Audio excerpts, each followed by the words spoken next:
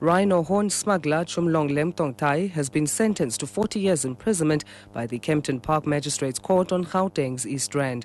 This after the Thai national pleaded guilty to 52 counts, including obtaining hunting permits illegally that led to the exportation of 26 rhino horns. SABC's Edwin Tsidi reports. Lemtongtai will spend the next 40 years in South African prison. Passing the sentence earlier today, Magistrate Prince Manyati says the accused has committed a very serious offense and deserved to be punished. Manyati says the decision by the accused to plead guilty was just an afterthought. He says South Africa's courts should send a clear message to the Asian bloc that rhino smuggling and poaching cannot be tolerated in this country. Lemtongtai is the most senior figure in the rhino horn smuggling ring ever to be convicted in South Africa. Edwin Tsidi, SABC News at the Kempton Park Magistrates Court on Gauteng's East Rand. Police are maintaining a heavy presence in Lenasia Extension 8 south of Johannesburg as government officials continue with the demolition of illegally built houses. Investigations by the department's Anti-Fraud and Corruption Unit revealed that fraudsters sold several stands ranging from 2,500 Rand to 95,000 Rand and issued buyers with fraudulent deeds of sale. The SABC's Moleboheng Sibidi is there.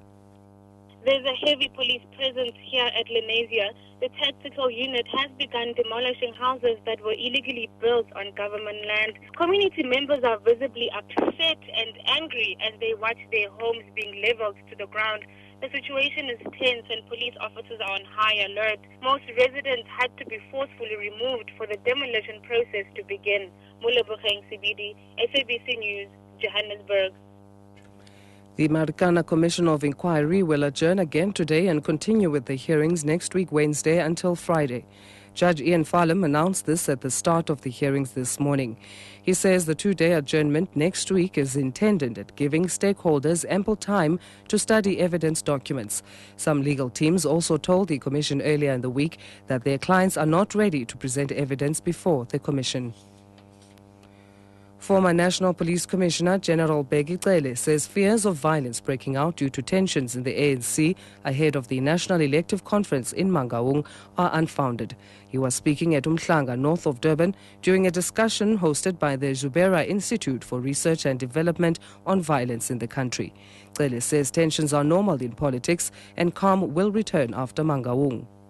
Remember, the problem about ANC Elective Conference, they affect everybody. They are a national issue. You like it or not, you are affected. By the way, if we go for the president in Mangaung, that's your president. Because when 2014 comes and we elect, the president that we elected in Mangaung is your president. That's why people have interest. Overseas, the biggest Syrian opposition has blocked the Syrian National Council just hours before they decide whether to agree to a plan of a unified opposition leadership. They've begun talks in Doha, Qatar.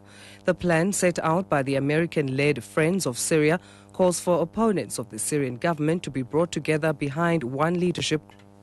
And finally, a man who became the first person to fly the English Channel is attempting to cross the entire Atlantic Ocean using 365 helium balloons. 38-year-old Jonathan Trapp plans to fly over 4,000 kilometers across the pond in a 2.1-meter lifeboat carried by the balloons. Trapp has already invested over 1.4 million rands into the mission. In the past, 5 people have died attempting this mission, and none have achieved the crossing attached to cluster balloons. The balloonist from North Carolina in the U.S. is learning to sail a lifeboat in case he needs to ditch into the ocean during the mission. Recapping the top story, rhino horn smuggler Chumlong Lemtongtai has been sentenced to 40 years imprisonment by the Kempton Park Magistrates Court on Gauteng's East Rand.